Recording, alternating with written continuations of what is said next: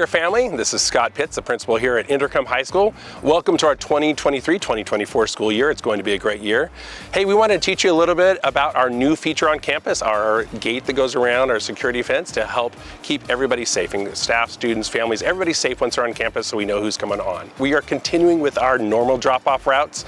The traffic flow will come in, we'll drop off by our bike rack area, newly done sidewalk so you can walk on that right up to our main gate here, and that's what we wanted to feature today. So all students, when you're coming on campus, will walk through this beautiful new main gate. Throughout the day, if a parent or student's arriving late, you'll be able to come through this main gate as well. Once you go through this main gate by the football stadium, by the fire lane, you'll proceed past the flagpole and into our atrium to have a great day and a great experience on campus. Also, when non-students, parents, visitors, guests are coming onto campus, you'll come through the main gates as we discussed, and you'll enter past the flagpole and follow the sign that leads to the office. You'll enter through the two doors to the left of the atrium, which takes you right into our office, and we can help you there. Go Tigers, growl.